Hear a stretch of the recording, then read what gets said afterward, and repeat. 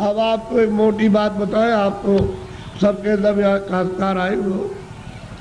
एक महात्मा जी जंगल में चले गए, खेत पकने वाले थे, ये गेहूं और ये सब चना और जो पकने वाली थी तो पेड़ के नीचे बैठ गए। किसी गांव के लोगों ने देखा कि ये कौन बैठा, तो गांव में खबर दी, गांव के लोग चल करके आए कि भाई आप कौन है? कि भाई हम तो हिसाब करता है। क्या हिसाब करने के लिए आए? कि मुझे किसको चना देना, किसको गेहूं देना, किसको अरहर देना है और किसको कितना मटर देना, ये हम फसल लिखने के लिए आए। फसल लिख लेंगे तो कह लगे आपका हिसाब कब करोगे? कह लगे जब काट कूट करके ले आओगे और जब तुम मार मूड़ करके गेहूं चना मटर अरहर निकालोगे तो मैं हिसाब करने के लिए आ जाऊंगा, मुझे जिसको जितना देना है उतना ही। तो उन्होंने लिख लिया। तो लोग पूछ रहे हैं कि हमको कितना देना है, 40 मन, 80 मन, 100 मन, 60 मन, सबने लिख लिया, अपना लिख करके लेके चले गए। और जब खेत पका, पकने के बाद तो खलिहान में ले गए, तो एक आदमी ने सोचा ये सब झूठी बात है, ये कोई लिखा पढ़ी नहीं करने आता है।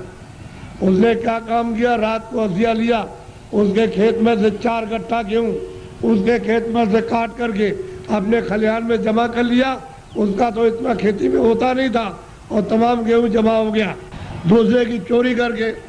तो जब वो आ गए बेचारे खेत काट काट करके खलिहान में ले आए और भूसे को अलग किया, अनाज को अलग, तो महात्मा जी आ गए और बैठ गए। लोग दौड़ पड़े कि महाराज हमको कितना देना, तो लिखा था 40 मन और 80 मन और 60 मन और 100 मन और इतना देना। चोर तो चोरी कर ले आया था, वो आया, कह लगे महाराज हमको कितना देना है? कि तुमको 25 मन। कह लगे तोल लीजिए। तो जब तोला गया तो किसी का 25 मन, ज़्यादा एक दाना नहीं, 60 मन, किसी का 40 मन, किसी का 100 मन, सबका जितना जितना लिख लिया था सबका।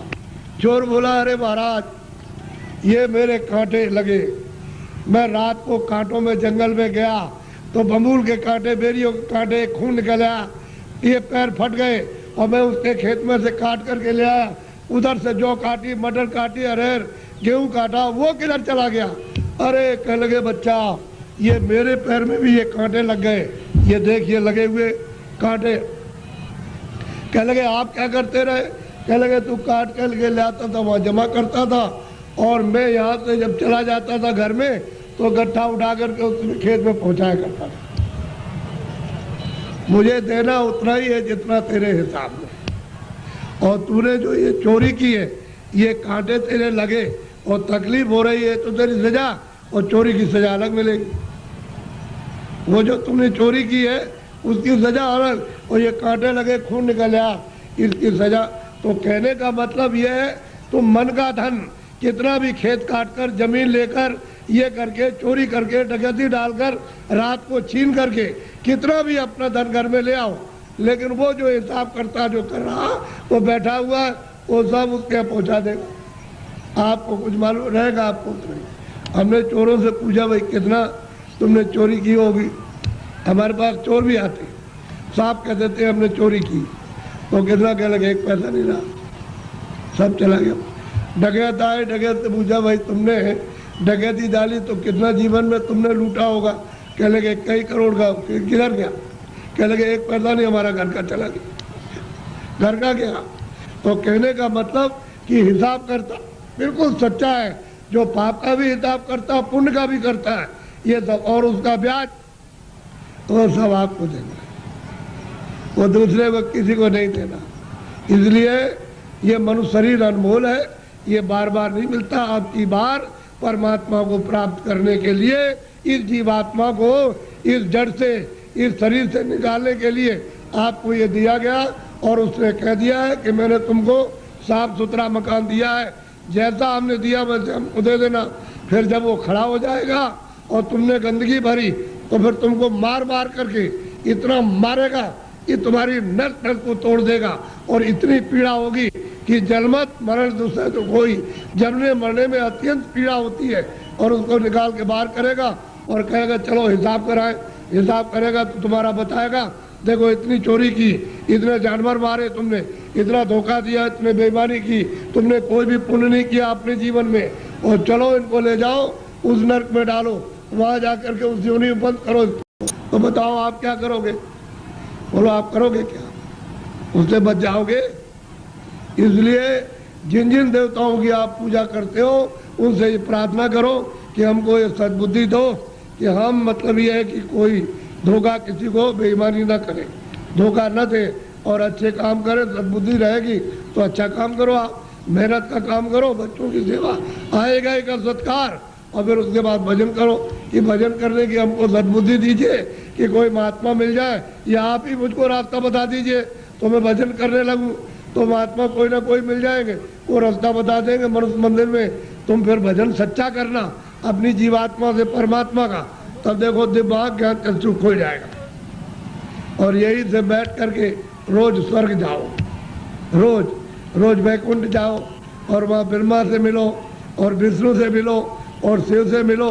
लेकिन आप बाहर से इन चर आंखों से आपको क्या पता, इधर से गए उधर धोखा देने लगे, उधर किसी का खेत लूटने लगे, किसी को मारपीट करने लगे, तो फिर देवता की पूजा क्या हुई?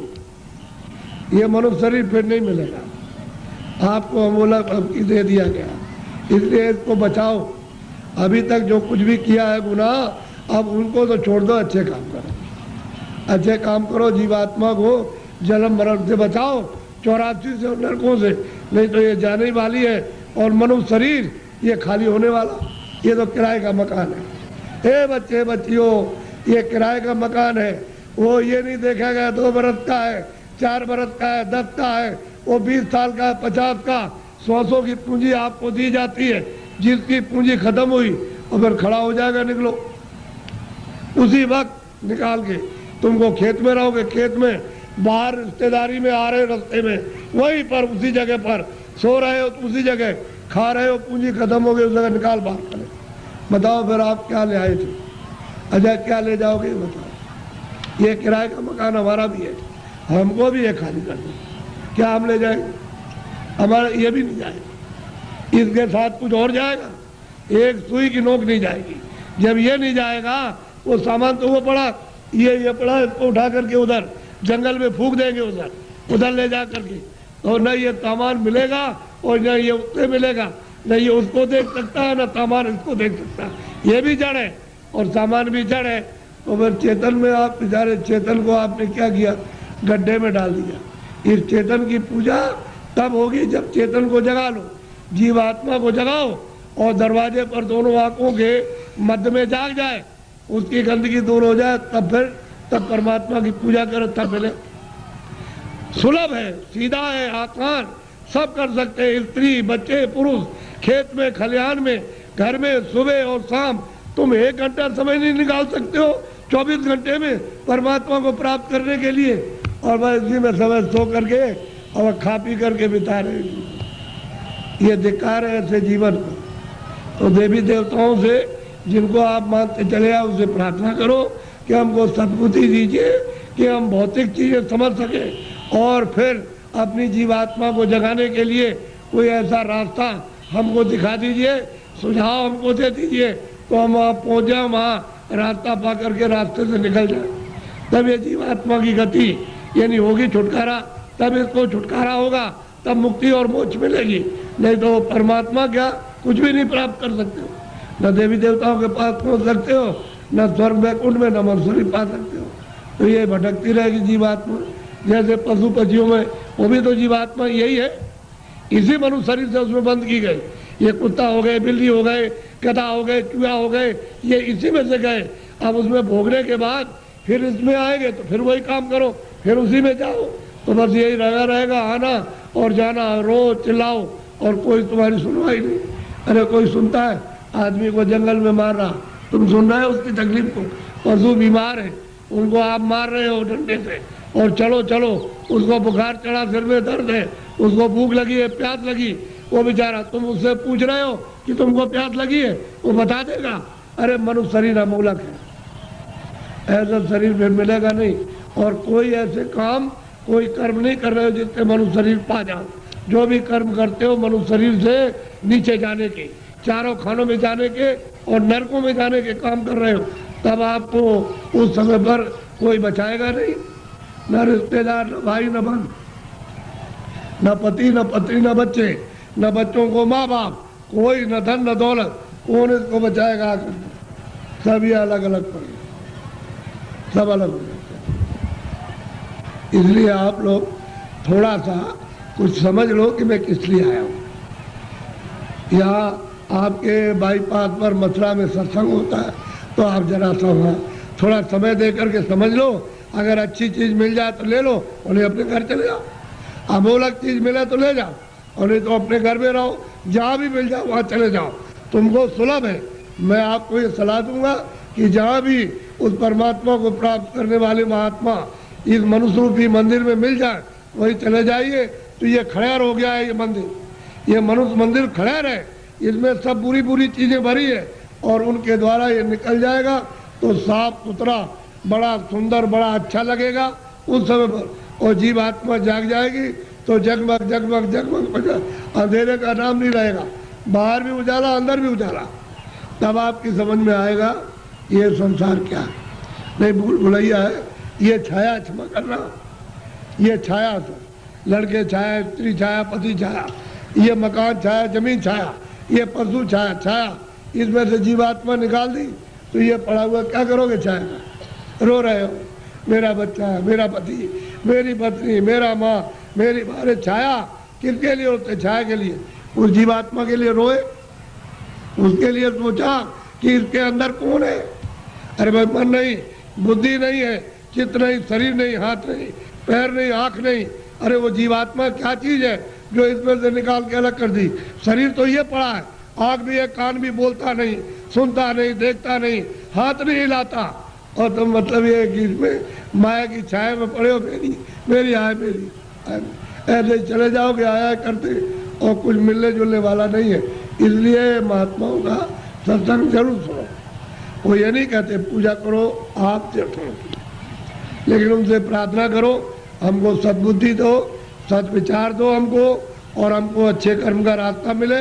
हम चोरी चमारी इसको बंद कर दे, हम झूठ बोलना, धोखा देना, बेईमानी करना, हमारा काम, हमारा क्रोध, हमारा लोभ, हमारा मोह। आपको गुरु का संदेश अच्छा लगा है तो चैनल को सब्सक्राइब, लाइक करें और सभी के साथ शेयर करें।